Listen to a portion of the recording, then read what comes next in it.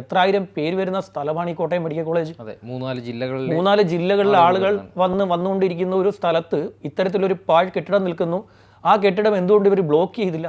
അവിടെ ശുചിമുറി ഉപയോഗിച്ചവരല്ലല്ലോ തെറ്റുകാർ. അവർക്കറിയില്ലല്ലോ ഒരു കെട്ടിടത്തിൽ അപകട സാധ്യത ഉണ്ടായിരുന്നുവെങ്കിൽ അത് പൊളിച്ചു നീക്കേണ്ടതാണ്.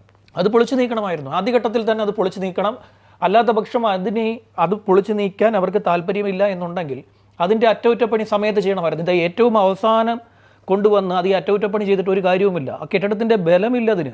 ഇത്രയധികം ആളുകൾ കയറി ഇറങ്ങി പൊയ്ക്കൊണ്ടിരുന്ന ഒരു കെട്ടിടം ഇന്ന് 11 മണിക്ക്, ഞാൻ പറഞ്ഞതുപോലെ 11 മണിക്ക് വീണതുകൊണ്ട് മാത്രമാണ് ഒരു വലിയ ദുരന്തത്തിലേക്ക് പോകാതിരുന്നത്. ഇല്ലെങ്കിൽ ഇത് വലിയ ദുരന്തമാവും. ഇത്രയധികം ആളുകൾ അതിൽ പെട്ടുപോകും. പ്രത്യേകിച്ച് സ്ത്രീകൾ, ഏറ്റവും കൂടുതൽ സ്ത്രീകളാണ് ഈ പറയുന്ന ശുചിമുറി ഉപയോഗിക്കാൻ വേണ്ടി അവിടെ എത്താറുള്ളത്. കൂടുതലും സ്ത്രീകളാണ് അവിടെ എത്തുന്നത്. രോഗികളെക്കാൾ കൂട്ടിരിപ്പുകാരായിട്ടുള്ള സ്ത്രീകൾ ധാരാളമായിട്ട് ഇത് ഉപയോഗിക്കുവാൻ വേണ്ടി അവിടെ വരാറുണ്ട്. കാരണം ഒന്നാമത്തെ കാര്യം എന്ന് വെച്ച് കഴിഞ്ഞാൽ പല വാർഡുകളിലും തിരക്ക് മൂലം അതിൽ വാർഡിലെ തിരക്ക് അനുസരിച്ചുള്ള ശുചിമുറി അവിടെ ഇല്ല.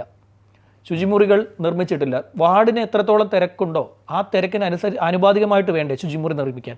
അങ്ങനെ ഒരു സംഗതി അവിടെ ഉണ്ടായിട്ടില്ല. അതുകൊണ്ട് എന്ത് ചെയ്യുന്നു വെച്ച് കഴിഞ്ഞാൽ ആളുകൾ കിട്ടുന്ന സ്ഥലങ്ങളൊക്കെ ഇത് ഉപയോഗിക്കാൻ ശ്രമിക്കും.